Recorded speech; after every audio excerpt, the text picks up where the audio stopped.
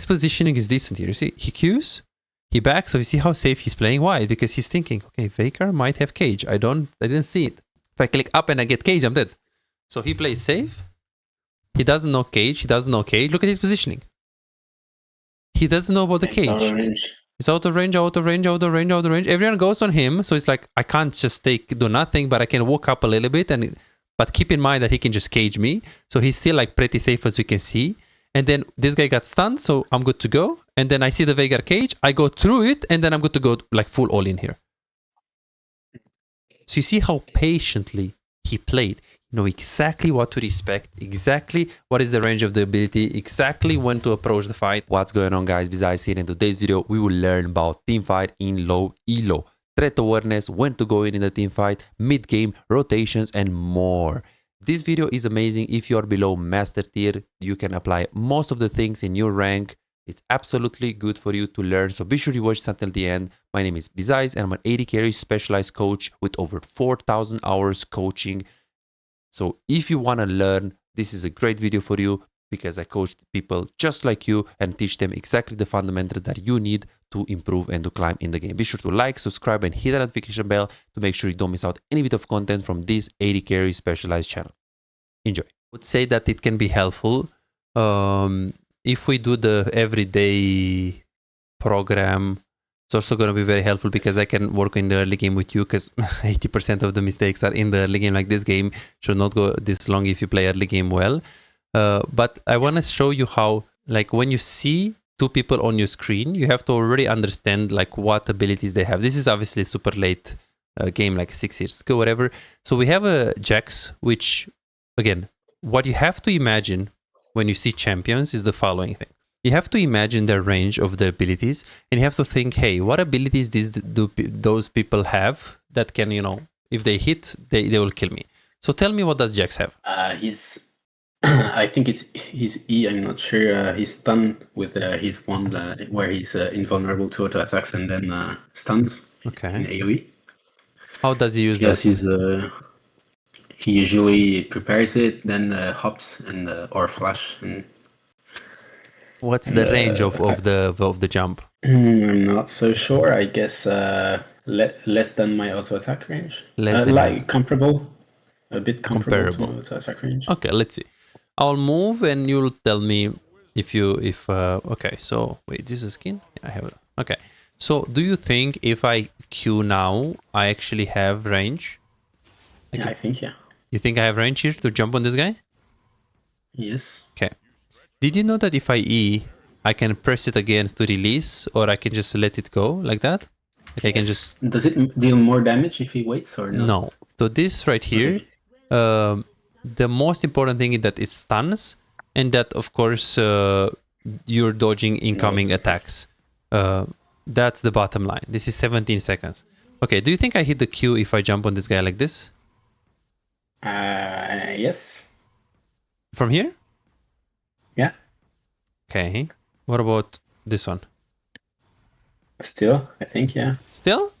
Okay, what about this one? I think here, I would say this is a bit too far, but... Perfect. So already, like, if this is a Sivir, she's staying max range, from your understanding, of course. Ideally, you don't position it exactly here, but you position it more like here, you know, a little bit away of his Q range. You know, so you are not exactly 1 millimeter away of his range. In fact, he has more range than you think, as you can see. And in fact, I think number one of you are not able to see the threat, like to identify the threat range and know when you should be walking up and when you should be attacking and when you shouldn't be attacking and you should be playing safe, is because you lack knowledge of the champions. So here, it's actually more than that. As you can see right here, this is the range from here. Okay, so that means if this is a Sivir and I E and I jump, she's basically just dead. So what do? I don't walk up until the Jax either jumps on someone else or he has no E. If he wastes his E, then I can just go on him. So here, this is the Jax. And let's see. There is also Twisted Fate gold card. Do you know the range of the gold card? I know. I'd say it's more than, comparable to Jax Q, a bit more, I'd say. Okay, yeah. Oh, I don't have this. Wait. Yeah. So in the program, I kind of knew after I saw Europa GG that these issues are gonna appear. So I was thinking that when we're gonna do it, if we're gonna do the everyday thingy, I'm gonna like every day I'll show you like 2-3 champs, so I'm comfortable. Like so you get comfortable with the range of the champs. Yeah, I think this is very helpful. This will be helpful, you know, because this is what you're missing, you know.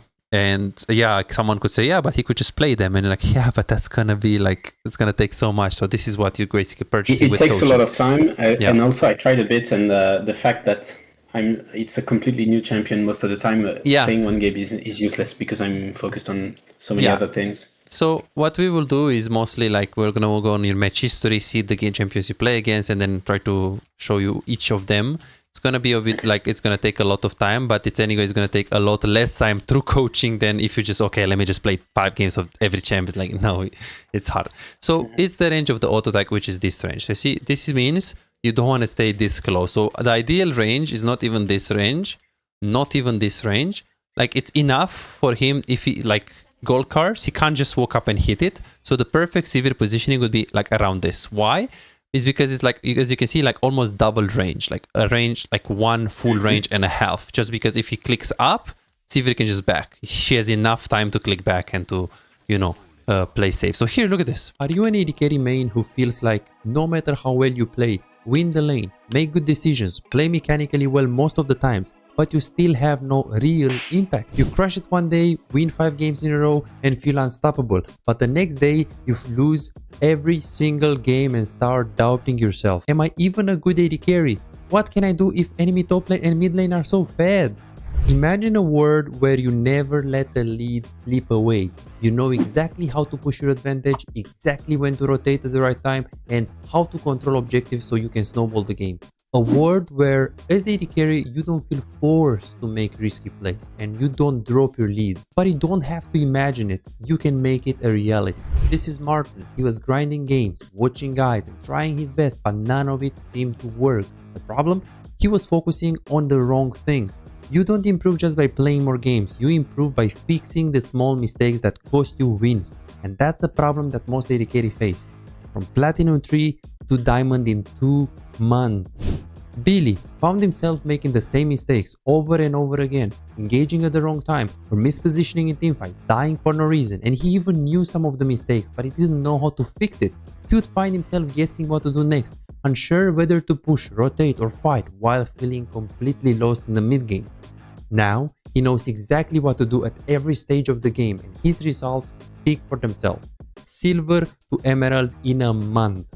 Shaquille went from Diamond 4 to Challenger. Alex went from Gold to Grandmaster, and they are not alone. They are part of a growing community over 3,254 players who have taken coaching and transformed their gameplay. But here is the truth. This was not overnight and it was not effortless. Shaquille spent 2 years grinding to reach Challenger, not by playing more, but by playing smarter. Alex dedicated 26 months refining his skills and climbing to Grandmaster once he started focusing on what actually matters. So no, this is not a one session and you'll climb instantly, promise. If you're looking for that, if you're looking for a shortcut, this isn't it.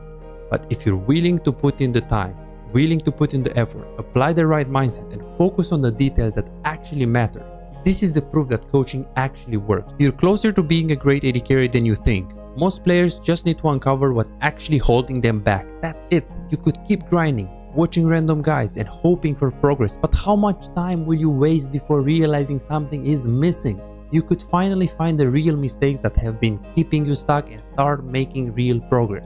You have already put in the effort. Now let's make sure it pays off. Book your coaching session now at bizaz.com. So this is Jax. And it's Twisted Fate. So look at Ashe. Look at Ashe clicking here. Look at Ashe clicking here. Look at Ashe clicking here. See that? Simple. Smart.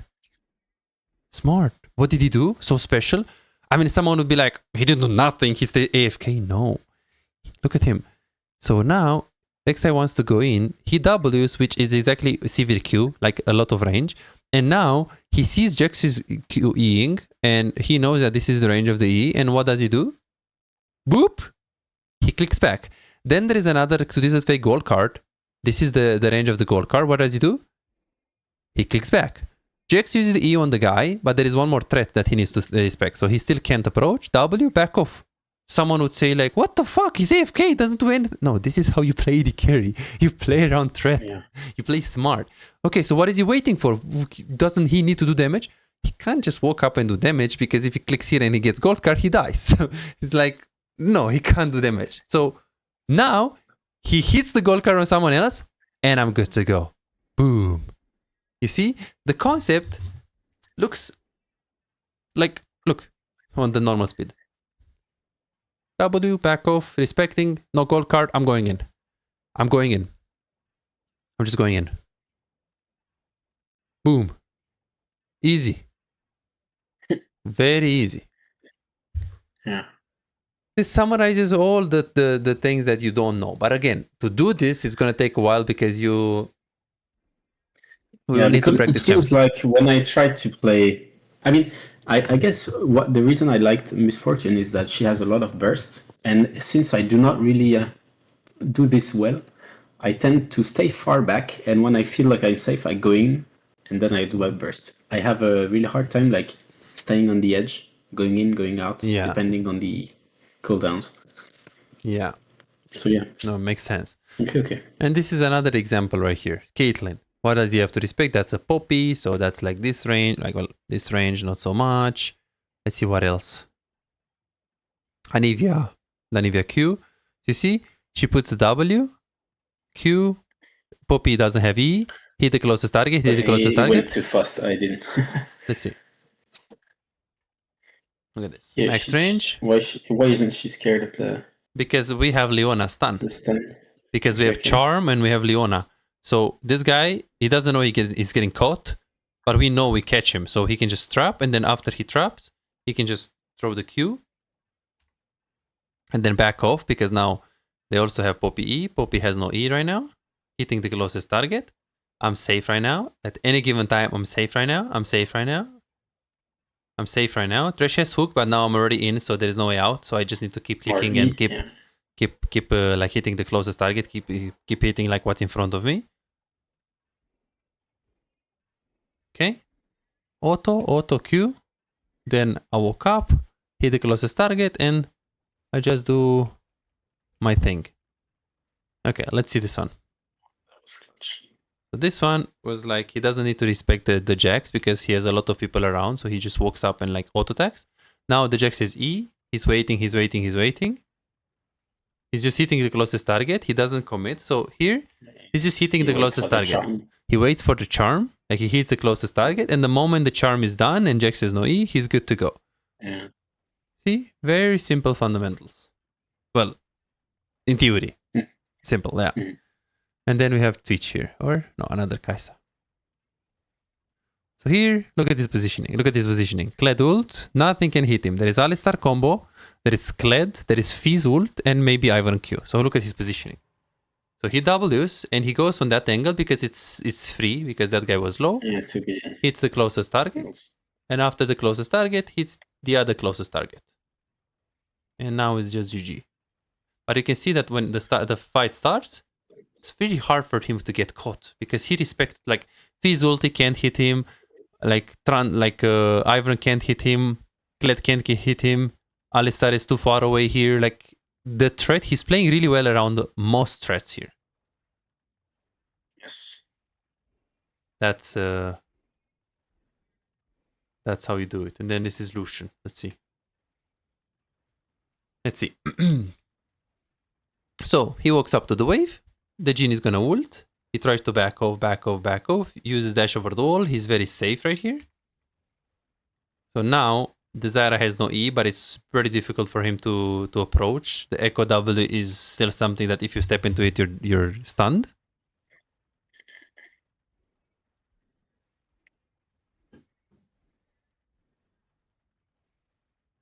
And let's see how he plays. Quite simple. What is he gonna do? He's gonna just hit the closest target, which is Echo. And then after he does it, as you can see, he's kiting towards his team. He uses his E towards his team. He stays towards his team. He doesn't isolate himself. And from this point on, it's very hard for him to approach. Look at this. Right here. It's really hard for him to approach So because everyone here, died. why was he so far back here? Like play.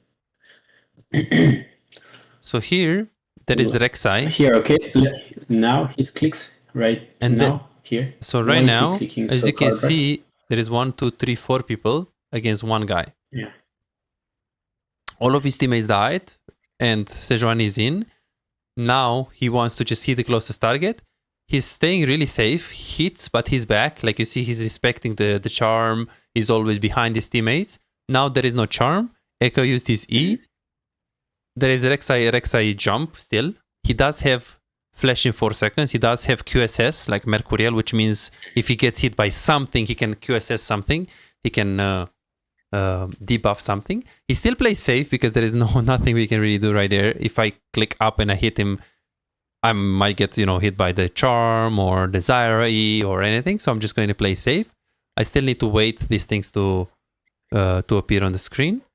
And let's see. That guy died. We are in a safe position where we didn't really get in. Like we're not in a position where we can get caught. Let's see. And then let's see what happens here. Rek'Sai goes in. He flashed. He's still safe. He's still safe. He's hitting the closest target. And right now, he does have his ultimate on Lucian. So let's see what's going to happen. He just ults. And he's so far away that it's so hard to get on him because he just respects all of the threats. Like now he knows the dash of the Rek'Sai is down. This is the range. He knows the range of the Zyra. He knows the range of the charm. And he plays well around it. And then here, he's good to go because the people are low. He has flash. So as you can see what he does right here, he flashes over because he's so confident that he can kill them before he can get killed.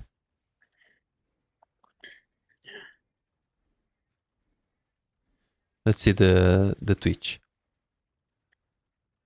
Okay, here, I mean, he was really confident because he's very, very strong here. So he has Janna behind him. So here, he flashes the cocoon and yeah, so the whole point is he has flash. So the cocoon and the Nami bubble, the E of the Elise, as you can see. Yeah. He flashed that. So obviously if you have flash, it's much easier to play like this, right? Much easier. Yeah. So this is all concept about like team fighting. All concepts about team fighting. They have good examples like these for low range champions because I feel like Lucian is low range, but he still has his dash. Like Caitlyn is really far range. Twitch is infinite range. Ashe is essentially huge range because of her slow. And I see a lot of montage plays with these champions, and I feel like I would like to learn to see a bit more how low range, low mobility champions should be played. Because I feel Sivir is kind of like this. So examples for low range. I mean, it's you can make them up. Because, like, look, replay Sivir Challenger. And you just... Yeah, I tried to find some. I found one or two. Good. You have a lot. Like, it doesn't matter if it's 5 months ago. You just need to see team fights. I can still, and you only see this. Okay, it looks like she ults. I don't know if she fought. Yeah, I guess you don't have the whole camera, so you can't see the things. Okay. Another question: is it okay to blind pick? Like Sivir, is it an okay champ to be blind picked, or? Yeah, it's absolutely fine in low elo. In like below Emerald, it is almost complete useless to think about the draft. After Emerald, it starts to be more relevant, but it's not going to make the difference. And then after Masters, I do feel like some games are really easy to play thanks to the draft, and it's not thanks to me because I was placed to the same the same ADC. But I do feel like some games are really harder to play than others. In my opinion, so, 95% of the games below Emerald are won if you blind pick Sivir. If you play good, blind pick Sivir, 95% of the games below Emerald are winnable. And then if Emerald Plus, it's like 85% of the games are winnable. And then Master Plus, it goes to like for like 55, whatever. Like in Master Plus, draft matters a lot more. So then what would I do if I'm you? How would I practice this skill of Teamfight that we actually touched on today? I was wondering maybe the Doombot, the update, on the PvE. The Doombot, yeah. But you can also put like 2 long range champions and player against it. You can put it on bot lane if you really want it, and you can just play around their range and around their abilities, so you can have this pattern of like always be aware of what they have and what they don't. And I would say that maybe put like Ashe, because Ashe Lux, they're both like super long range. So what you do is basically you put them intermediate, you pick like a super low range champ. Please. Got a skin. Nice. Good. You get the runes. We can talk about the runes also, but don't take TP. And then you can make this drill. And then how you can make it harder, which I don't think should be your concern. But if you want to make it harder, you just add like 3 people on bot, 4 people on bot. So what do you do? It's very simple. 1 second, because I need to have 180 ping without exit lag, so it's going to be a bit hard to play. Okay, I have okay, so now it's very simple. The Lux has a E. That is pretty long range, like it's kind of like this. And it has like 11 seconds cooldown. And the Ashe has like what, 18 seconds cooldown on the W. So level 1, these are the things that I need to respect. Ashe W is super far, like range, and then Lux is also pretty far. So I need to play well with that. Let's see. 30 seconds. Okay, so now let's see. I'm not going to walk up because I'm 1v2. Okay, she has W. I'm going to stay behind the minions, but now since Lux walks up, look, you see, I'm playing always away over. Okay, W used, E used, and then now I can walk up because she has no E. So I always have like an imaginary circle about her, and I try to stay about away of that imaginary circle. Like now she has E again. Okay, she has no E now. I woke up again. Okay, now if she never uses E, she just wins the lane by doing nothing. That's the thing, because if she never uses E, you can just walk up and you, well, yeah, but the threat of using E is always stronger than, you know what I mean? Well, that's why you walk up for a minion and you take it. Yeah, of course she will have to use it for... Right? Yeah. So it's like, then if she doesn't use it, then what do I do? Well, what you do is the following thing. Like, let's say I know this guy has W, and or let's say there is Lux in the lane, and she wants to use E. Okay, now she's not, but let's say that minute. I walk up, okay. I back off immediately, and then I bait her the E. And if I see that for the first minion she didn't actually bait me, I will go for the second minion and I will take it. You know, I will act like I go for this minion, and then I will back off immediately. Like here, I shouldn't back off, because if I'm behind on minions, the Ashe W is useless. But you basically make it that you bait, like, okay, look, Lux. Like now, Lux has E, and she doesn't use it. So it's like, okay, what do I do? So now it's simple, because I can either walk up and bait it out.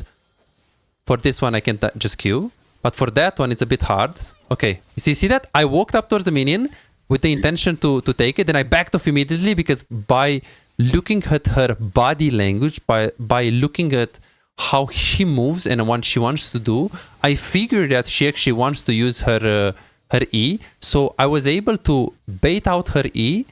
Yes, I lost the minion, but I bait out her E, so then the next minions, I can just get them, you know? Yeah. So it's this. So we need to, 1, know how big the range of Lux is. We need 2, to look at her body language, because now, for example, she's out of the lane, so I can easily farm. But when she's here, I need to look at her clicks, because if she clicks up, that definitely means, like, if I see a minion is really low and she clicks up, I will walk up and then bait, like, immediately walk out of range, and then inside of her range, and then out of her range, so I can actually bait her using the E, because she wants to use the E, she wants to punish you right before a minion is low HP. So you don't... I essentially try to do this, but okay. Yeah, so you're doing this in your games, you're saying? At least I try, yes. Yeah, like here, same thing. I get this minion, now I can dodge. I have a lot of minions, so now I actually don't care. I can just fight here. Well, I have a lot of ping, so it's a bit hard to to spell shield, but yeah, that's the concept. Yeah. So you're saying Okay. you're doing this usually? Yeah, I'm aware of this at least, and I try to when I'm not too focused on something else. I'd say. I mean, if I don't do this, it's because I forgot. It's not like. I mean, I'm aware of this. At Yeah, least. and you Not can sure I do it 100% of the time. But... And then in terms of, so I don't even know, should we talk about the early game now, or should we just go the whole session Yeah, for yeah. the? Let's just. Maybe we can. I think we can vote the game I was thinking about. I reviewed the game I was thinking about.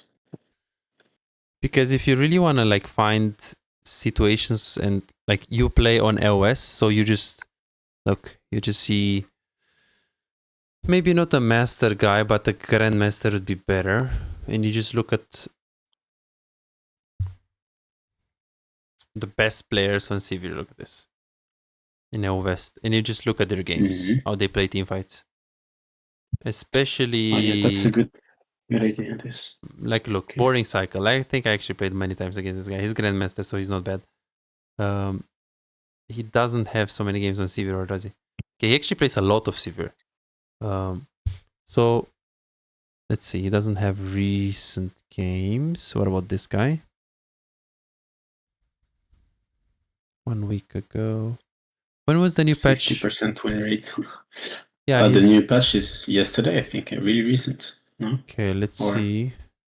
A few days ago. This guy, I mean, ideally you don't go for like low elo players. But I guess 400 LP is not that horrible. Okay, this guy's even a main. Like, look, 22 hours ago. Okay, let's see. So I take his name. I go in West. And I try to download his own games. Okay. And I look specifically at teamfights. And I try to figure out why does he do things. Okay, I mean, it's a 17 minutes game. Yeah.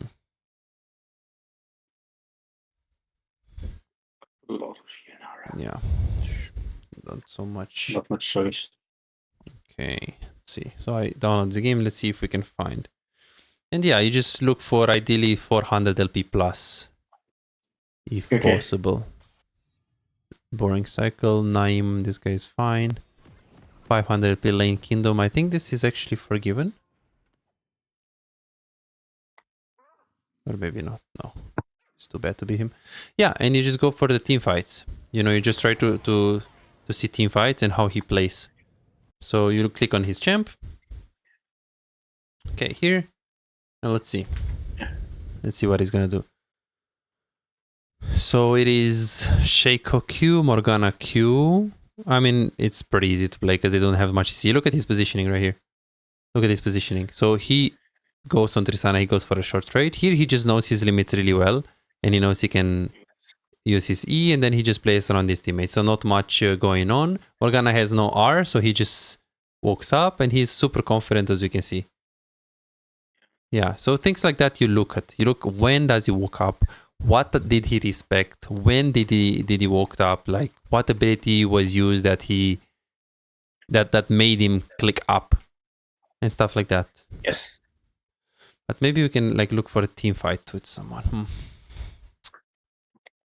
Okay, this is a good one. Lane Kingdom 1992. This is good. And if you want, I can send you all of these OPGGs. So if you are looking for games, you can just take those people, you know, specifically. Yeah, on the Discord, yeah, of course. Would be good. Obviously, like, nothing is going to be more helpful than what we do in the coaching session, because coaching is gonna like help you to really understand the things. Yeah, but on my own, it's good to have something I can do. Yeah, it's always good. What I didn't plan.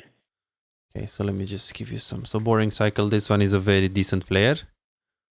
This guy is Grandmaster player, so you should watch only Severe for now. I think that the champion pool is incredibly important for you, because it just feels like everything moves so fast for you. And it's hard to improve if you're also playing a lot of champs. So we gotta be very careful with what you play. Okay, let's see. Let's see what we have. If we have normal fight, this is SoloQ, so even if it's Grandmaster Challenger, it's can be a lot of mistakes and a lot of randomness. Okay, Sivir. So let's see what she did. So she's mid. So now she's playing it safe. She just wants to get push mid. And let's see what she did. Why did she move there up onto the Seraph? So at the moment, we see the Q of Alistar used. He only has W. So he walks up and hits the closest target. He ulted because the Alistar just committed with the W. And right here, he just wanted to hit the Veigar. This is actually a mistake. You should just go on the Alistar, hit the closest target, because Veigar can easily go on you. So this was his mistake. And then he goes on the wave because that fight is over. As we can see, he goes all the way around behind his teammates. He doesn't try to flank. He's not Ellie. He's not Ellie. He just hits the closest target, chills, and now he's respecting Zed. Why did he click back here? Simply because in his mind, he sees Zed walking up. So he knows Zed can W here. And then after he Ws here, this is the range of the ultimate. So look at him right now. He respects that. But he also stays around Rengar. You see, he's in a position where if he wants to, like, he's always considering fighting and hitting. But he first asks himself, am I safe if I walk up? And here, he is safe because Zed just used ult. And then he was just hitting the closest target. He didn't play it perfectly, but that's just the basic fun, like combo and how you play. Let's see this fight. Okay, so now again, preparing the team fight. Alistar combo. If you get hit, you die. Veigar E, but you have spell shield, so it's not that hard to play around it. Gwen ultimate shouldn't really be hard because she doesn't have CC, and then Aatrox should also, you just ulti out and kite him away. So realistically speaking, it's the combo or the cage that can kill you. So here's the closest target, tries the Q. Of course, at this fight, he already has this in his mind, Alistar combo range, Veigar cage range, so he sees this imaginary circle.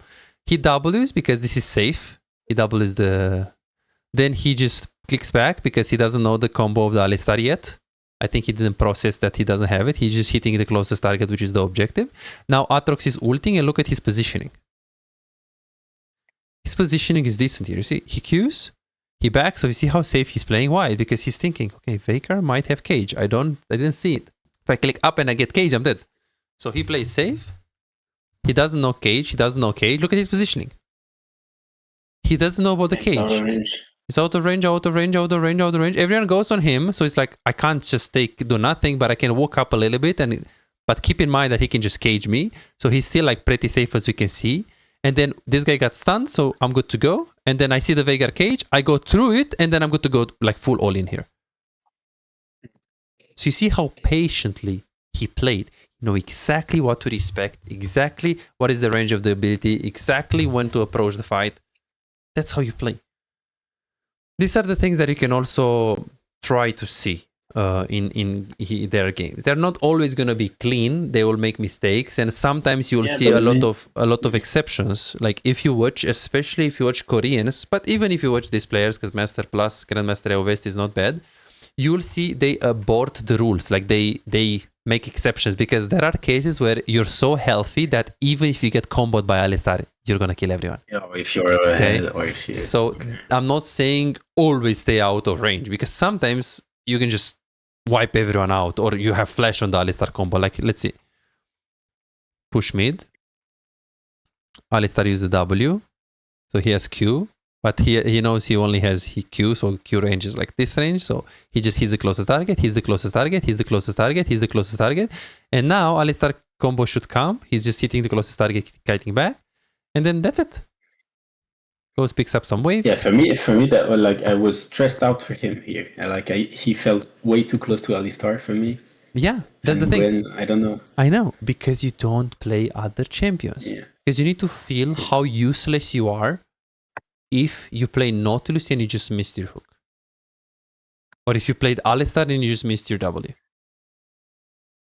Okay, let's see this. Look at this. So now, Alistar has no W.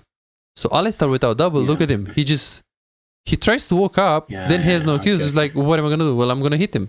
Okay, sure, his combo is going to be like 5 seconds, 6 seconds now, so you still need to keep that in mind, like the cooldown and the range. But yeah, in that case, he didn't have it, right? Okay. So it can also be something about like the map awareness. Like you need to see the ability. Like if you play super locked camera like this, yes, it's going to be hard for you to $5. If you have problems improving and getting better in the game faster but cannot afford booking coaching, on my Patreon you can access more than 627 VOD reviews, premium videos about how to wave management, mid-game macro, and tier lists that will show you the best champions to climb and to improve for your elo. And these are not on YouTube, this is only on Patreon, they're exclusive. Moreover, you can participate in the free coaching waiting list to get a premium VOD review. I'm giving away 2 free VOD reviews every single week. All what you need to do is simple 2-step process. Subscribe to my Patreon and share your OPGG, and voila, you are on the waiting list. You're gonna get a personalized VOD review for any game in your match history. For just $5, you get not only the free VOD review, but a whole bunch of exclusive benefits that will supercharge your gaming experience. It's a small investment for a big return.